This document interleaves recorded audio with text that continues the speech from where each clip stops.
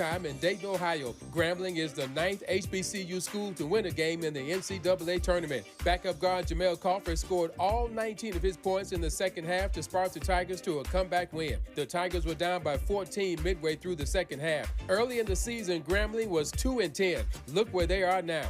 Next up, a second-round matchup Friday night against Purdue in Indianapolis. Purdue is the number 1 seed in the Midwest Regional. The Clippers got back on track last night with a 13-point win at Portland, 27 for Paul George. James Harden had 14 assists. No debates, no speculation, just the info you need. That's your KBLA Sports Minute. I'm Ray Richardson on KBLA Talk 1580. All I need is one mic. Reparations Now has been a rallying cry in this country and around the world for decades. But the demand has taken on new urgency with growing momentum on the issue led by the state of California, which has completed an extensive study and put forth recommendations to enact reparations. California's reparations actions have huge nationwide implications. The California Task Force was the first of its kind in the nation, and the states of New York and Colorado recently voted to take on the issue. Dozens of cities from coast to coast, including San Francisco, Boston, Los Angeles, and Detroit, have started their own reparations commissions. One of the first known reparationists was Callie House, who toured the nation advocating for reparations in the 1890s. But never in this nation's history has the movement to heal the harms of enslavement, institutionalized racism, and the system of white supremacy seemed so strong. The topic remains untouchable for most elected officials, and the call for reparations has not yet garnered widespread public support. Polling shows that most Californians agree that black fellow citizens are still suffering from the damage done by slavery and Jim Crow, but they still do not support cash reparations. The California Legislative Black Caucus has introduced a package of proposals for bills that do not include 1 penny of cash compensation, restitution, or repair. Governor Newsom and other lawmakers have distanced themselves from the concept of cash payments. While Newsom is right, cash alone will not repair our collective harm, the state's goofy legislative package ignoring monetary payments is disingenuous. California lawmakers need to step up and put a reparations bill for cash payments on the table. The issue of how it is funded, the timeline, or whether it impacts our current budget challenges can be addressed. But we must strike while the iron is hot, or the window of opportunity will pass us by. If you agree that it's time for our lawmakers to add a bill enacting cash payments to their lineup, call them at 916-319-3868 and say, if it doesn't include cash, it ain't reparations. That's 916-319-3868. Tell him Callie House sent you. From Bruce's Beach to the California Task Force, the Golden State is a trailblazer when it comes to reparations. The world is watching. We must rise to the historical moment and set a precedent for cash payments along with legislative remedies and policies addressing the systemic badges of slavery and Jim Crow. We must insist on measures significant enough to help close the racial wealth gap. California must stand for cash, and the time for reparations is now. For KBLA Talk 1580, I'm Dominique DePrima. We welcome your comments.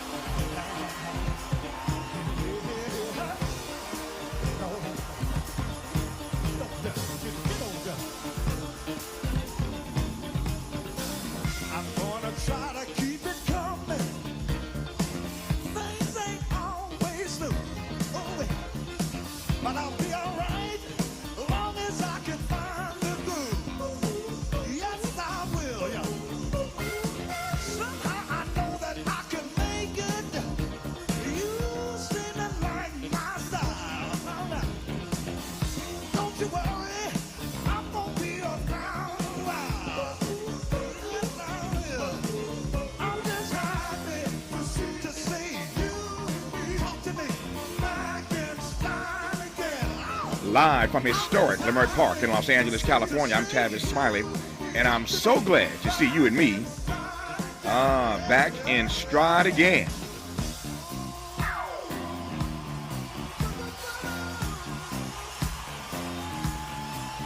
Before we get started with today's show, let me invite you to follow me on Facebook and Instagram at The Real Tavis Smiley and get updates on X, that's formerly Twitter, at Tavis Smiley. By the way, should you miss any part of today's program or want to catch up on previous shows, you can always visit thetavissmileyshow.com. That's thetavissmileyshow.com, or wherever you get your podcast, and listen to the Tavis Smiley podcast version of this live program at your leisure. Another great show on tap for you today in our second hour as we continue to celebrate Women's History Month. Two conversations about black women and the military. At the top of hour two, we'll talk to sociologist Brenda Moore about the historical contributions of black women in the U.S. military and the contemporary issues they face in real time. On the B side of hour two, we'll be joined by Navy veteran Daphne Wright for a conversation about her military career and working with the National Association of Black Military Women to change the system for black women. In our third hour,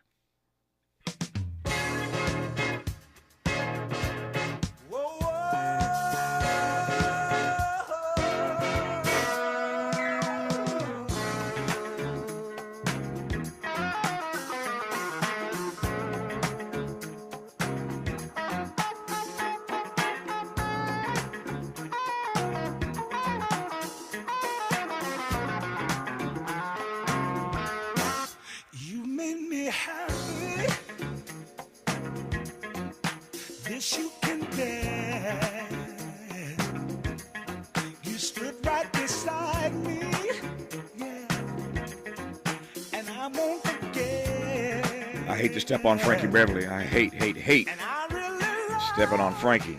But the show must go on, as they say. Let it ride for a second, though, Miles. Chris Walker and Daniel Weatherspoon played behind Frankie Beverly in the Maze for years, decades, in fact. Now, along with other Maze alums, they are members of the band TMF, The Music Forever. We will talk with Chris and Daniel about Frankie's recent retirement announcement, their time playing with Frankie Beverly, what occasioned their leaving Maze after decades to start TMF, and the road ahead. Look forward to that conversation with a lot of great music in our third and final hour today. But in this first hour today, computer scientist Laura Edelson on her showdown with Meta over disinformation in the context of a potential TikTok ban over the same issue, disinformation, and according to our government, the national security threat posed by TikTok, if you believe that. We'll talk about that. Laura Edelson is the former chief technologist for the Antitrust Division of the Department of Justice, so she knows of what she speaks, and I'm pleased to have her on this program. Laura, how are you today? Good. Hey, Tavis. Thanks for having me. It's my great honor to have you on. Let me start with this. I'm going to just tee this up now, and when we come forward, we'll let you take it for the rest of the hour. I'm laughing, Laura, because I'm about to read this breaking news from my iPhone. So, ironic, isn't it? It's ironic. I'm reading this breaking news, ladies and gentlemen, from my iPhone. Headline: U.S. sues Apple, accusing it of maintaining an iPhone monopoly. The lawsuit caps years of regulatory scrutiny of Apple's popular devices and services, which have fueled its growth into a nearly $3 trillion company. And so, the United States government has decided, speaking of the Department of Justice, that they are going to sue Apple for maintaining an iPhone monopoly. We will commence our conversation with one of the highest-ranking persons at the Department of Justice dealing with these technology issues back in the day to talk about the U.S. suing Apple over iPhones and a great deal more about TikTok and other AI issues. A lot to talk about in this hour with Laura Edelson. We'll do all that when we come forward on Tavis Smiley. Interrogating and unpacking. That's what we do around here. You're listening to Tavis Smiley.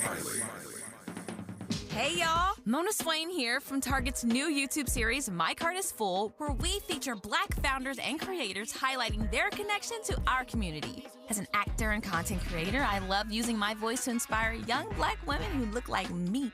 When it comes to feeding my shine, seeing myself reflected in Black-owned and founded products at Target brings me joy. Together, we are Black Beyond Measure. Learn more at target.com/blackbeyondmeasure. Cookie wants to be a professional wrestler. I'm Cookie Serratos, and I'm 11 years old. She also wants to win all the medals. That's why Cookie and her family make every day count, squeezing out her best with Go-Go Squeeze. Okay, Cookie, let's break for a Go-Go Squeeze. Go-Go Squeeze Fruit on the Go pouches are a nutritious snack made from 100% fruit with no sugar added. Call Cookie! Because when you nurture your kids, you squeeze out the best in them. Squeeze out the best with Go-Go Squeeze. Not a low-calorie food. Products range from 11 to 13 grams of sugar and 60 to 70 calories per serving. Imagine with me here for a minute the most beautiful panoramic setting. Maybe it's an endless ocean, waves crashing on a beach, or a crystal clear mountain lake, peaceful and quiet. Or maybe it's just little kids playing in the park down the street. Wherever your imagination takes you, now imagine right smack in the middle of this perfect picture, a piece of litter. Just one piece right there in the middle of it all. Doesn't exactly fit, does it? In fact, even though it's just one piece, now it's all you can see. That one piece ruins everything. And that's the thing about litter. It doesn't take much to ruin everything. One thing's for sure, it simply does not belong anywhere in California. So here's the good news. If we work together, we will change it. We don't have to let litter, even just one piece, ruin your perfect picture. Not anymore, not ever again. Clean California, zero litter is the goal. Brought to you by Caltrans and CleanCA.com. Oh, this cold. Honey? Honey? Honey, you need DayQuil Severe Honey. DayQuil Severe Honey gives you powerful cold and flu symptom relief with a honeylicious taste, because life doesn't stop for a cold. Okay, I'm ready to go. Now I'm getting a cold. Honey. Try DayQuil Severe Honey for powerful cold and flu relief. DayQuil Severe with honey flavor. The daytime coughing, aching, stuffy head, fever, honeylicious, power through your day medicine. Use as directed. Keep out of reach of children. Pizza's here. Oh, great. I'd love some, but I'm worried about my stomach issues. If you're worried about having diarrhea, gas, bloating, stomach pain, or loose, oily stools, it may not just be stomach issues. It could be a condition called exocrine pancreatic insufficiency, or EPI. With EPI, the pancreas doesn't release enough enzymes to break down food, but EPI is manageable. Use the symptom checker on identifyepi.com and talk to your doctor. That's identifyepi.com. Sponsored by AbbVie. Let's get back to more of this rich dialogue with Tavis Smiley. All right, Laura Edelson, I'm honored to have you on the program again. Laura is the former chief technologist for the Antitrust Division of the Department of Justice, and I am delighted to have her back on this program. And the timing of her presence to lead this show today could not be more propitious.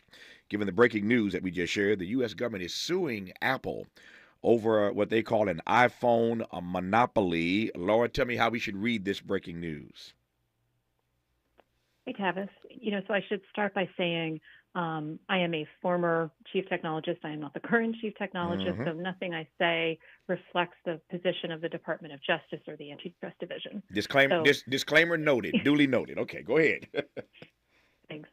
Yeah, so what this complaint alleges is not just that Apple has a monopoly, but that it's abused its monopoly.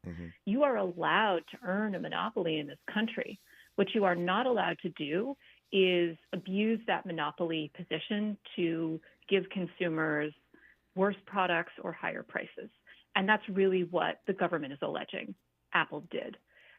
Really at the core of this complaint, and it's really fascinating reading, is what they're saying is that, when other app makers or product makers wanted to use the iPhone to deliver some kind of new functionality for users or make their products better, if it was something that was going to compete with Apple-provided functionality or tools, it wouldn't let those other companies do whatever it was they wanted to do.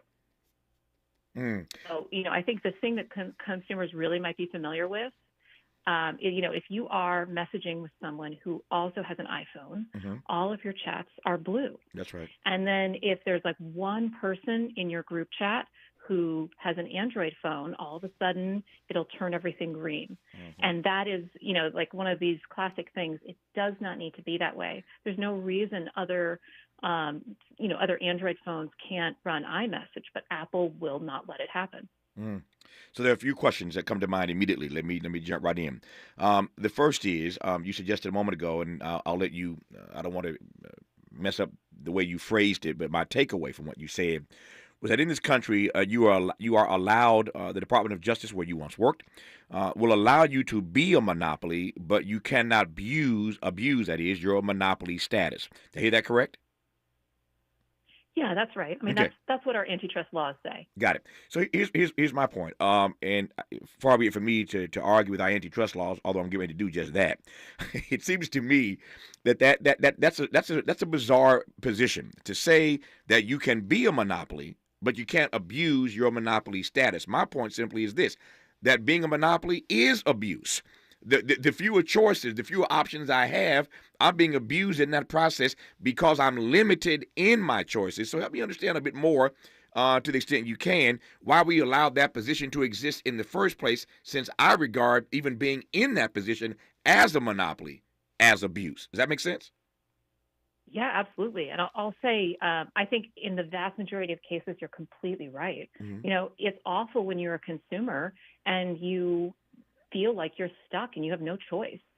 You know, and then you're just at the mercy of this big company. It feels terrible. Yeah. I think the problem that the government has always run into in creating laws that blanket prohibit monopoly is there are certain very niche types of businesses that are what they call natural monopolies. So like the water company is usually considered to be a natural monopoly. There's a few other things like that where there's this sense that, you know, it always tends toward monopoly, just the nature of the business, and also that there isn't a good way of having competition. And really the intent of our antitrust laws is that other than those kinds of niche things, other kinds of fields should be competitive. And theoretically, the antitrust division and the FTC will go after businesses that become monopolies through unfair means, like just buying up all their competitors. That's illegal and you're not allowed to do it.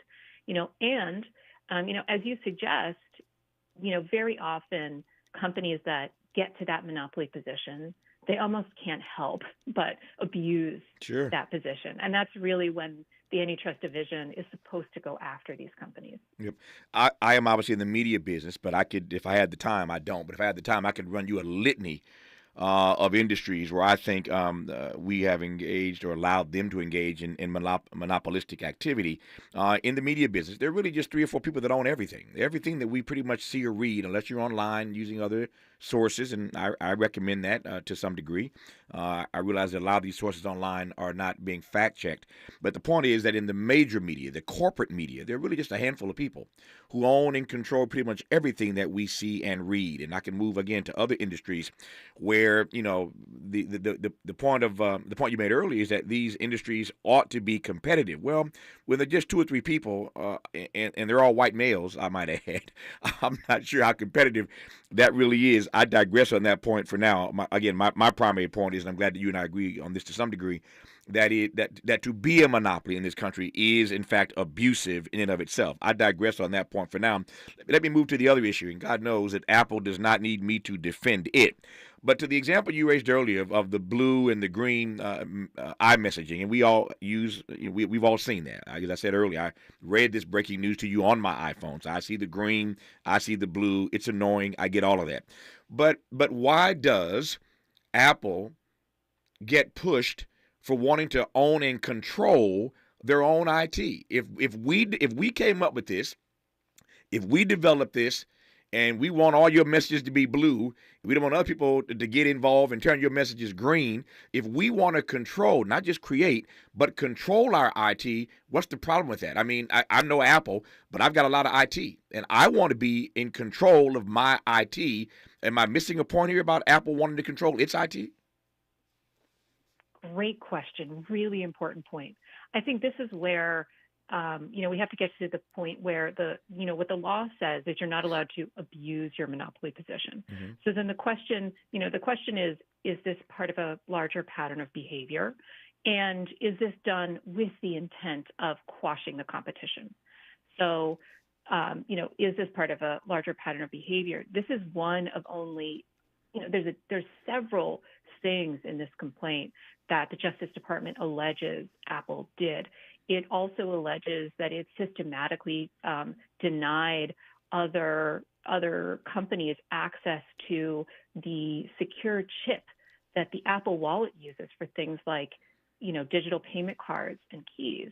And that can really harm consumers because, just imagine if your credit card company could offer its own secure payments app.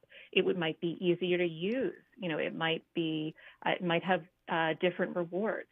Those are things that would give consumers more choice. Imagine if it was easier to unlock your car with your phone. This is something else that car companies may want to offer customers, but they can't do that unless they're willing to go through the Apple and the Apple Wallet.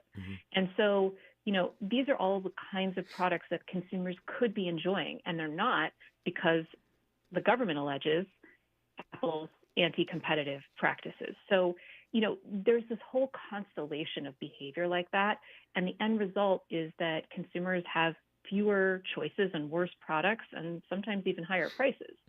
So that's the whole pattern of behavior that's just like one piece of. Yeah.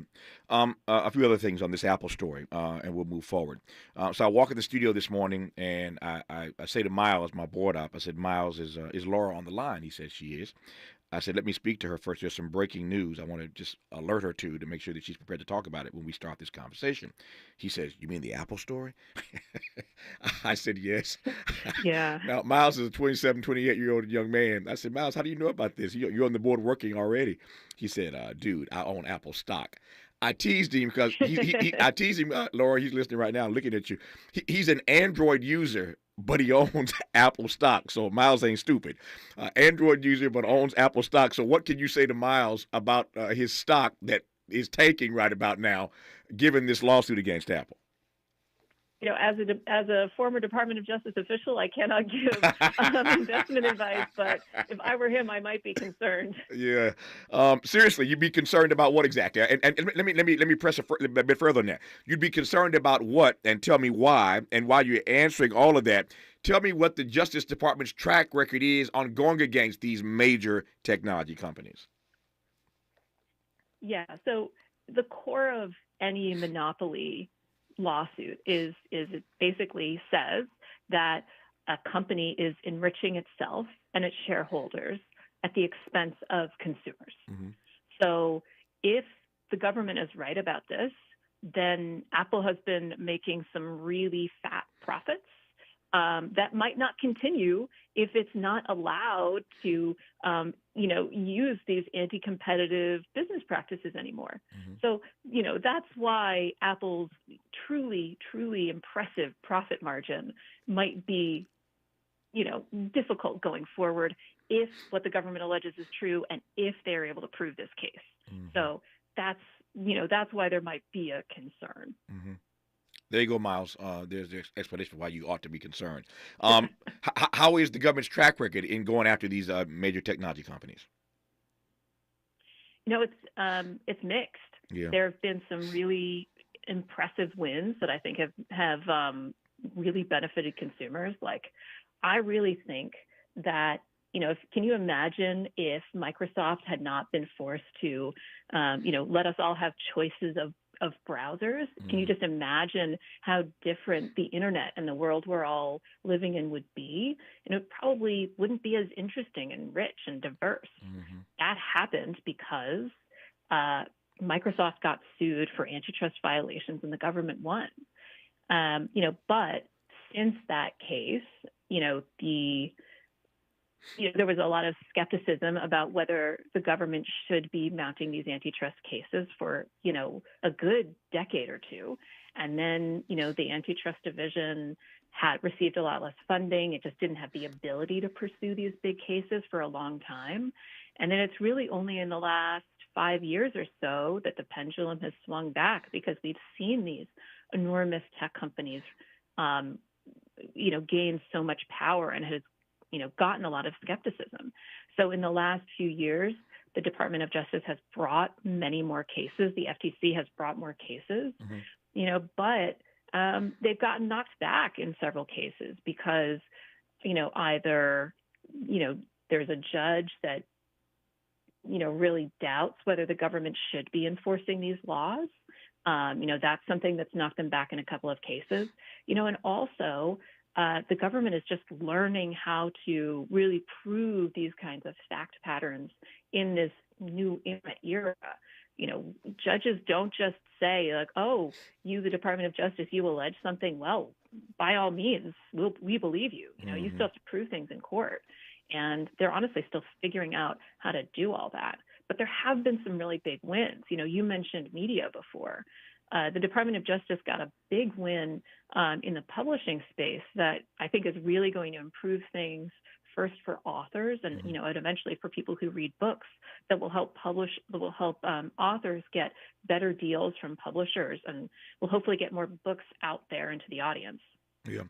The other thing I know that Miles is invested in, because we've had these conversations off air, is the world of AI. And speaking of technology and ownership, what's your sense? I'm just pivoting here, just for the moment here, Laura. What's your sense of the way these lawsuits will play themselves out in the future over who actually owns that AI content? Oh, what a great question.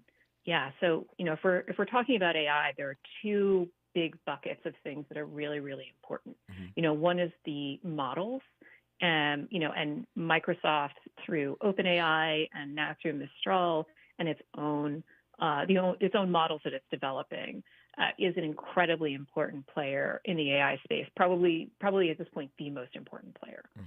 And then the other one would be Google. They've also, they have done some really groundbreaking parts of the science, and then they really fell behind for a good generation of developing AI models.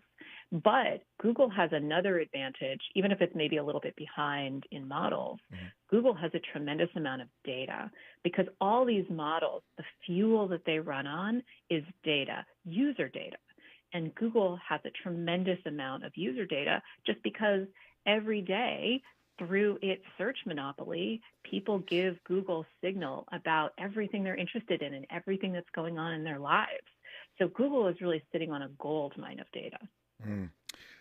Speaking of user data, Laura Edelson has a usable intellect, and that's why I love talking to her. I say to my academic friends all the time, I know you're smart. I see your pedigree. I see you are teaching in the academy and writing books in the academy. I get all that.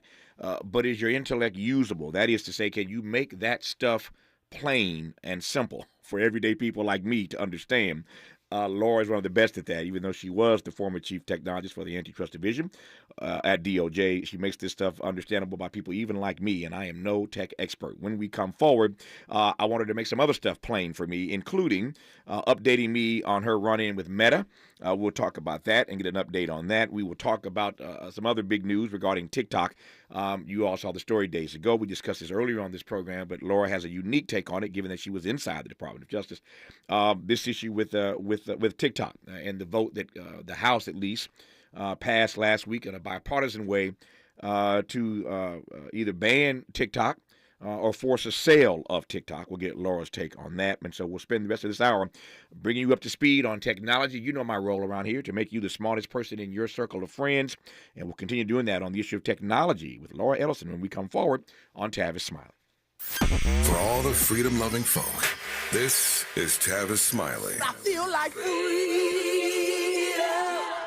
Paid for by government.com. Did you know the United States Mint has issued a new Morgan silver dollar coin in proof condition for the first time? Not only that, they are also minted in 99.9% pure silver for the first time ever in history. Coin experts are calling this an amazing opportunity for anyone that knows the enduring popularity of Morgans. But you must hurry. Only 400,000 of these legal tender silver dollars were issued. These first ever Morgan silver dollars are brand new with stunning mirror-like finish, minted by the iconic San Francisco Mint. Call now and you're guaranteed a new first ever 99.9% pure silver proof Morgan dollar. To learn more, call 1-800-973-9717. If you order now, you will receive a free coin collector bonus pack, a $25 value, free with every order. Call 1-800-973-9717 now to secure your new Morgan silver dollars before they are gone. That's 1-800-973-9717.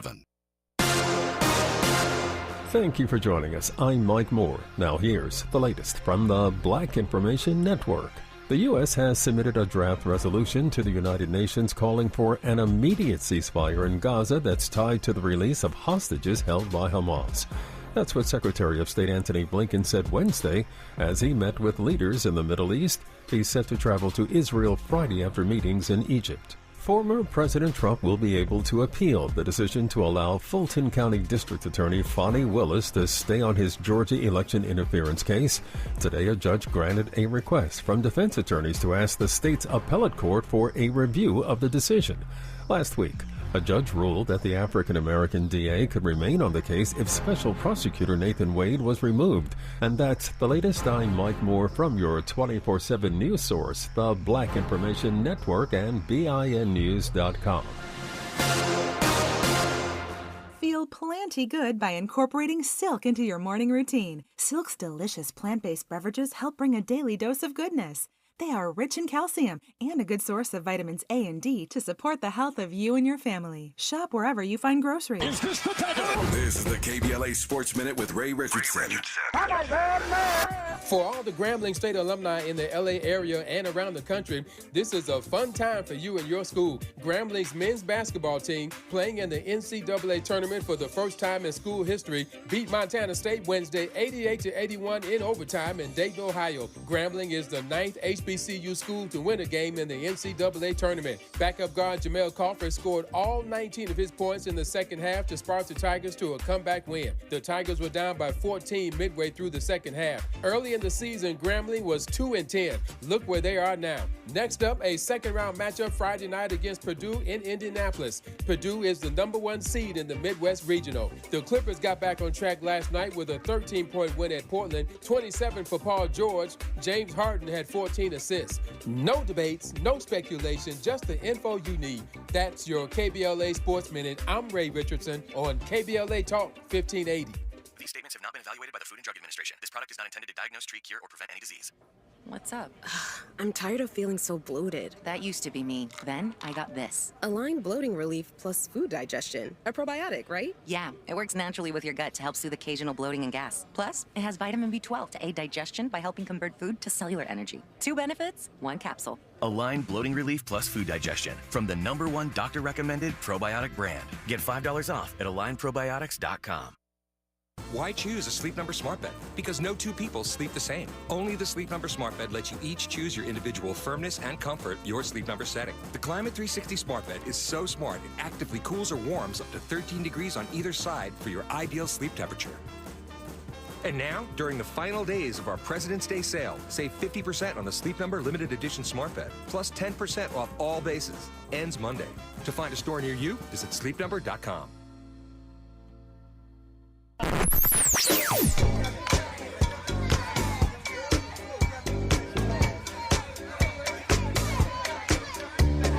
This is KBLA Talk 1580. Talk radio. That's music to your ears. We're unapologetically progressive. KBLA Talk 1580. Need an accident attorney by your side? All you got to do is call the accident guys. Injured in a car accident or at work? The Accident Guys have helped over 5,000 injured clients with an impressive winning record. The Tavis Smiley Show is now syndicated all across America, from Los Angeles to New York City, and plenty of places in between. But only in LA can you hear Tavis Smiley when it's convenient for you, 9 a.m. or 9 p.m. Take your pick. It's Tavis Smiley on the 9s, only on KBLA Talk 1580. We must understand the politics of our community, and we must know what politics is supposed to produce. This election year, KBLA Talk 1580 is the place for politics, unapologetically progressive politics. And we've got two of the best and brightest to help you cut through all the noise. Weekdays at 1 p.m., it's A More Perfect Union with Dr. Nee Cordelai-Corte. And at 4 p.m., it's Areva Martin in Real Time. He's the university professor and distinguished member of the White House Correspondents Association. She's a best-selling author and Harvard-trained civil rights lawyer. And they are both here every day to help guide you through all the this year, because you know it's going to get deep. Get your politics on weekday afternoons at 1 p.m. and 4 p.m. with A More Perfect Union, hosted by Dr. Nee Cordelai-Corte and Ariva Martin in real time, only on KBLA Talk 1580. We've got your flag.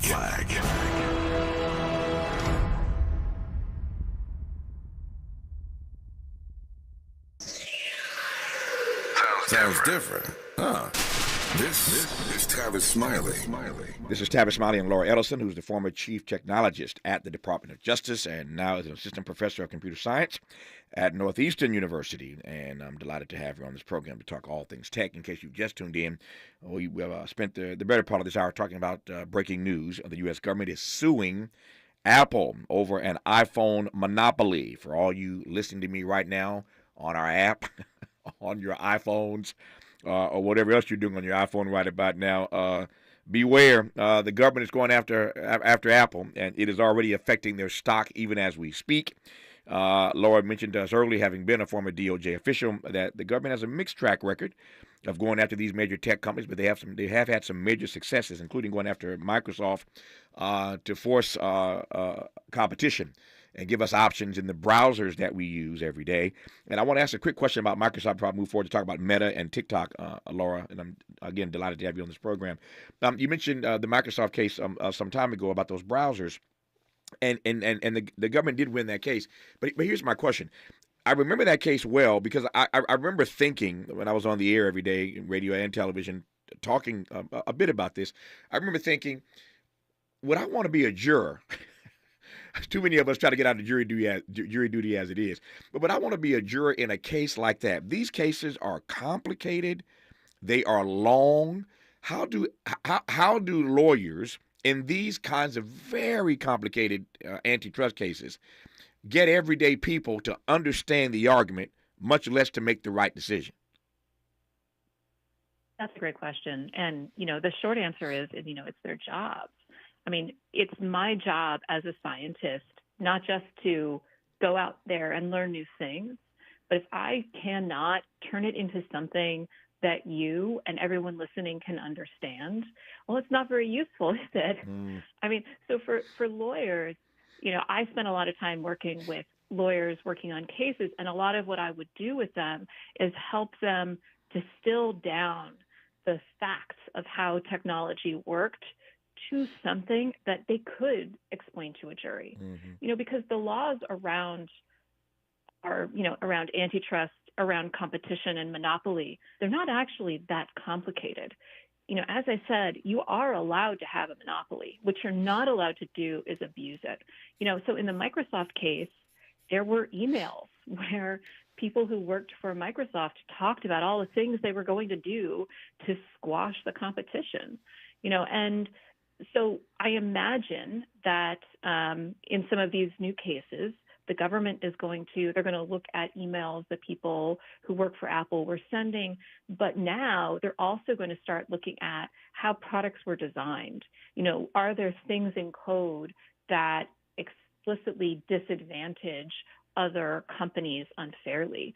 Are there things that Apple executives are saying publicly that don't match up with the reality of the technology? So that's where they do work with technologists and engineers and data scientists, but then they do have to be able to explain, look, someone who worked at Apple said this in an email, and but actually the technology works like this. But very often you can explain those to people in a way that everybody can understand. Yeah. All right. Let me move forward now to talk about your showdown with Meta over the issue of disinformation. For those who don't know the backstory, I'm going to pass the mic to you. Tell me the backstory and then update me on where you are. Oh boy, what a tale! Yeah, so when I was doing my PhD in computer science at New York University, one of the things I studied was disinformation in political ads. And because at the time, Meta on its Facebook product would, when you were shown an ad, you'd also get this little explanation that would tell you why you were being shown the ad. And as it turns out, those targeting explanations of, hey, why did an advertiser target you for that ad? They actually were really important and really informative for researching, how people were targeting also disinformation.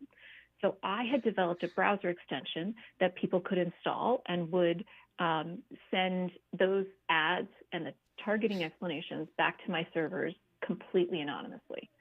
And, it was pretty successful. It went well. And then Meta decided that they didn't like it. And so they banned me, and they, they wrote this blog post saying that I was a bad person doing bad things. Mm-hmm. And, none of which was true. And it kind of backfired for them. I got tens of thousands of downloads of my browser extension. I was able to collect a ton of really useful data. Mm-hmm. I didn't get kicked out of my university. I got my PhD. And I think eventually Meta just realized that suing me was probably not a good idea.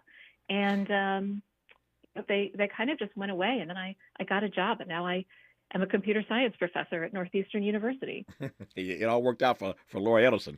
Let me just ask you, and I thank you for the update. Let me just ask you what it is with these tech companies and disinformation run amok. We are being told by our government, that one of the reasons the primary reason they want to ban TikTok is disinformation. And they've even pressed this thing out, or stretched it out, I should say, to make the argument that national security interests are at stake in this TikTok fight. I had a guest on the other day when this story broke, who was a tech person, hosts a tech show, and she wasn't buying it. She said, "Where's the evidence that TikTok represents a national security threat?" So she wasn't having it. But that's what we're being told by the government. It represents TikTok a national security threat, and the way into that argument is through the issue of disinformation. So I'll come to TikTok in a second separately, but talk to me about Meta and all these other tech companies and what their role and responsibility is to check all of this disinformation that's infecting our politics and beyond. Yeah, that's a great question. So, disinformation and social media are, they're a match made in heaven. Disinformation, one of the features of it is that it's really engaging. It's attention grabbing. And disinformation is attention grabbing for a couple of reasons. One, if something is really shocking or, makes you feel a strong emotion, even if it's a negative emotion like fear or anger, as soon as it gets you all riled up, you're much less likely to, sort of coolly evaluate, who is this person who is telling me this thing? Do I think this is true at all? And, all of that, all of these things, all of these little tricks that disinformation peddlers use to get you to either believe it or at least to, get angry about something, all of those things also make it perform really, really well on social media. Mm-hmm. Because social media, if we're talking about Instagram or Facebook or Twitter, all of those optimize for engagement and intensity and reactivity. So all of those things that disinformation is all those little tricks that it are using often make it, really accelerate on social media. They make it more likely to go viral. So I think that's where there is a problem. You asked about their responsibility. And one of the problems is right now they have no legal responsibility at all. Because of Section 230, platforms are just not responsible for content that they recommend to users, even if it's something like, forget disinformation. They're still not responsible when it's fraud or when it's, content encouraging a 14-year-old to go on, some extreme diet. They're not responsible for that stuff either. Mm-hmm. Yeah. No, I take your point in that regard, and that leads me straight to this conversation about TikTok. Again, that's the argument that we're being presented, that TikTok represents a national security threat. The House has voted in a bipartisan way to ban it or to force a sale of it. We'll get Laura Edelson's take on that part, as we say, when we come forward on Tavis Smiley. From Lamert Park with love, this is Tavis Smiley. What is dedication? My biggest fear in the middle of my addiction was that my kids wouldn't have a father. And I started thinking, you know what? This isn't my story. I definitely had to become a better man to be a better father. It's important to me that my kids are empowered and truly believe that if they can think it, they can do it. That's dedication. Visit fatherhood.gov to hear more. Brought to you by the U.S. Department of Health and Human Services and the Ad Council. Joey from Vermont, a farmer trying to get through the winter. Adriana from South Carolina, a single mother living paycheck to paycheck. Liam from Ohio, an injured father struggling to provide for his family. Hi, I'm Shanola Hampton, and I support the Feeding America network of food banks because they help provide over 6 billion meals to people in need each year. Learn more at feedingamerica.org. I'm getting vaccinated with Prevnar 20, a Pfizer vaccine. So am I, because I'm at risk for pneumococcal pneumonia. If you're 19 or older with chronic conditions like asthma, diabetes, COPD, or heart disease, or are 65 or older, you are at increased risk for pneumococcal pneumonia. Ask your doctor or pharmacist about Prevnar 20, pneumococcal 20-valent conjugate vaccine. It can help protect you against pneumococcal pneumonia in just one dose. Even if you've already been vaccinated with other pneumonia vaccines, Prevnar 20 may help provide added protection. Prevnar 20 is approved for adults to help prevent infections from 20 strains of the bacteria that cause pneumococcal pneumonia. Continued approval may depend on a supportive study. Don't get Prevnar 20 if you've had a severe allergic reaction to the vaccine or its ingredients. Adults with weakened immune systems may have a lower response to the vaccine. Side effects include pain and swelling at the injection site, fatigue, headache, muscle, and joint pain. For full prescribing information, please call 1-855-213-2138 or visit Prevnar20.com. JP Morgan Chase is building on the investments in California and around the country to help close the racial wealth gap and build a more equitable future. As part of JP Morgan Chase commitment, they are taking action to help improve financial wealth and access to banking in the Black community, helping more people open low-cost checking and savings accounts, hosting community seminars with supporting Black-led institutions by building awareness about financial investments, hiring community managers, and opening community center branches like Crenshaw, Inglewood, and downtown LA. Visit today, jpmorganchase.com/racial equity. Again, jpmorganchase.com/racial equity. Get the tools to help reach your financial goals. Visit today, jpmorganchase.com/racial equity. Again, jpmorganchase.com/racial equity.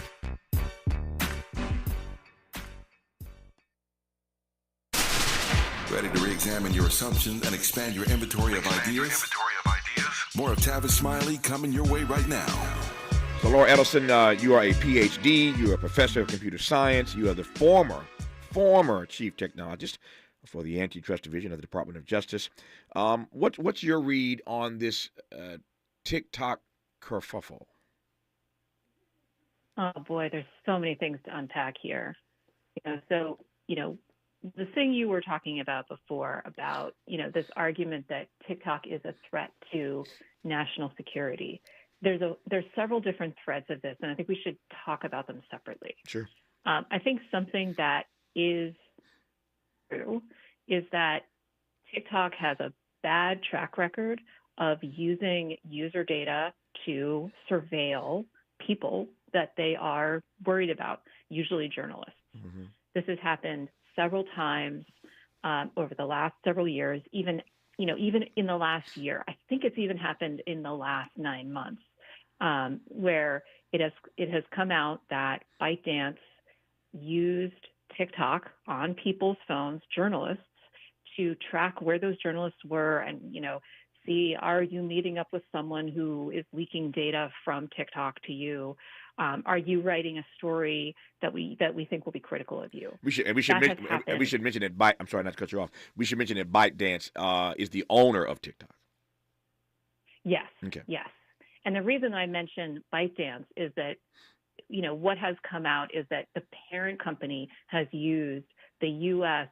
TikTok app to do this. Mm-hmm. And that, even after, this Project Texas initiative that would house all U.S. user data inside the United States, even after that initiative was put forward, the problem was that people who had access to that user data were still regularly talking to people in China and, could easily just copy paste data back and forth. Mm-hmm. So there is a real issue there, and we can't pretend that issue is not there. Sure. Also, there are some former TikTok executives who have said that ByteDance used the TikTok app in Hong Kong to track democracy and civil society advocates in Hong Kong. So, there are real issues there. All of that said, there's this other big concern that gets talked about a lot that's a lot more hypothetical, and that is the concern that a lot of lawmakers, this is the one that they talk about a lot, that the CCP, the Chinese Communist Party, is going to use the TikTok app to sow disinformation. Mm-hmm. This is something that people are worried about. And, I understand why they are worried about it, but we don't have any evidence that this has happened yet. Yep. No evidence has happened yet on the part of China, but we do know that Russia did that in a previous election, yes? Yes. Oh, yes.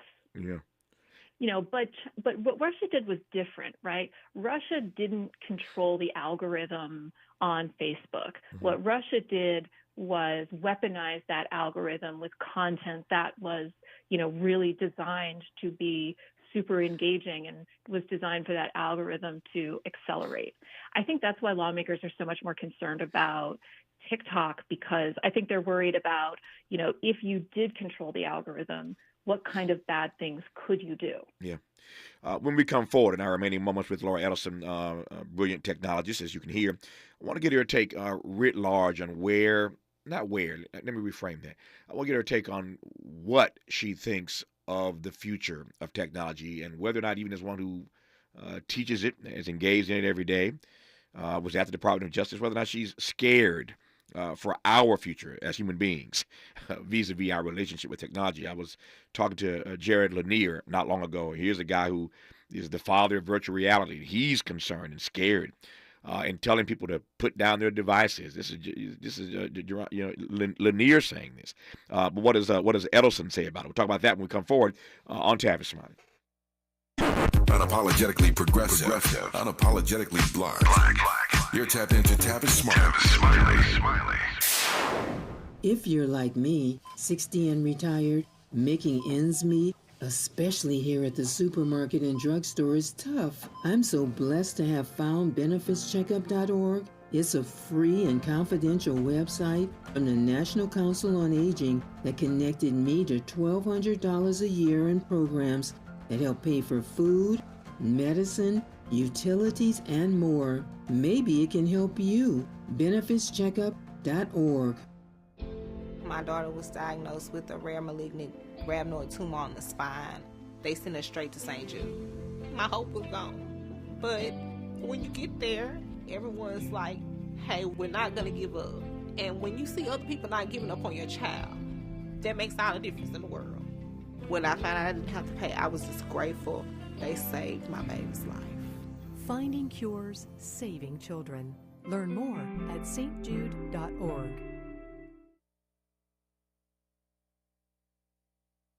I spray and scrub, but the soap scum in my bathtub is still there. I spray and scrub, but the burnt sauce on my stovetop sticks around. Sprays can leave grime behind, but new Mr. Clean Ultra Foamy Magic Eraser combines the scrubbing power of an eraser with the cleaning power of Dawn to melt away tough messes on contact. Just wet, squeeze, and erase. Stop spraying, start erasing, and clean with more magic than ever with new Ultra Foamy Magic Eraser. Mr. Clean, Mr. Clean. The possibility of lung cancer can be pretty scary, especially if you're one of approximately 8 million current or former smokers at high risk. That's why SaveByTheScan.org wants you to know that now there's a breakthrough low-dose CT scan that can detect lung cancer early, and it only takes 60 seconds. You stop smoking, now start screening. For an easy quiz to see if you're eligible, visit SaveByTheScan.org. It could save your life.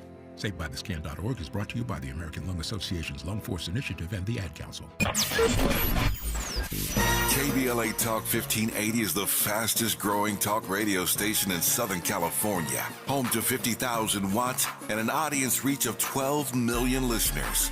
KBLA Talk 1580 is a pioneer for Black audio content, including our groundbreaking $2 million climate justice campaign and the most loyal, influential audience. According to an independent research study by the polling firm Edelson, for the second consecutive year, KBLA Talk 1580 is the most trustworthy, reliable, and credible news source for Black audiences and beyond in Southern California. Let KBLA Talk 1580 power your advertising dollars. Our omni-channel custom marketing solutions are specifically tailored to connect with your ideal target audience. We leverage audio, podcasts, streaming, digital, social media, and local activations to get your message out to the Black community. Get in touch with our advertising team today at advertising@KBLA1580.com. That's advertising@KBLA1580.com. KBLA 1580. We've got you Black.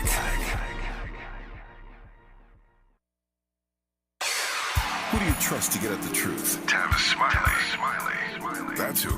The conversation continues right now. I got about 3 minutes left here with our guest, Laura Edelson, who I've been, humbled to have had on this program for the hour, breaking down all these tech issues for us. Specifically, in case, again, you've not heard, the U.S. government announced today it is suing Apple over an iPhone monopoly, and Laura explained all of that to us.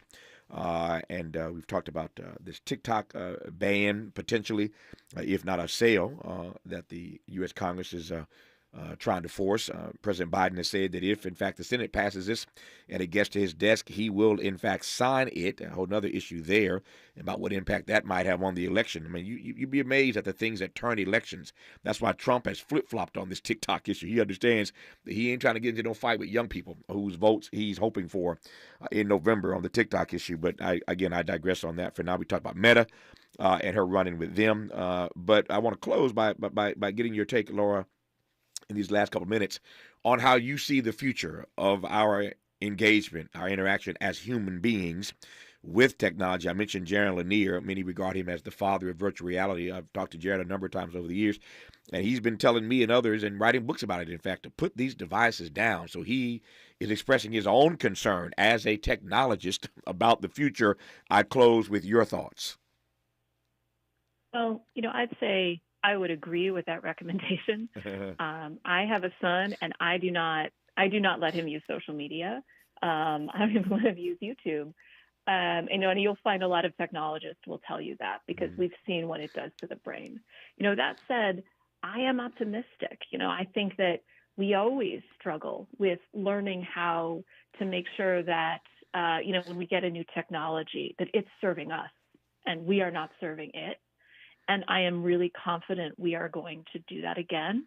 And that might be, a mix of technology. That might be, people just being smarter about how they use devices. But you know what? Yeah, put down your phone, go outside. It's a beautiful day. Yep, I appreciate that. That's a perfect note on which to close this conversation.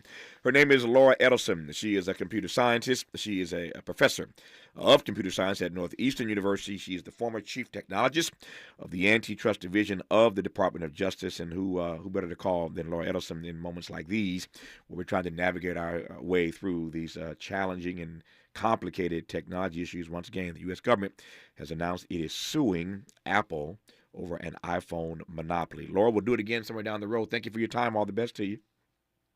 Thank you. It's been fun. It's been fun as always. Good to have you on this program. More of Tavis Smiley when we come forward. KBLA 1580 Santa Monica.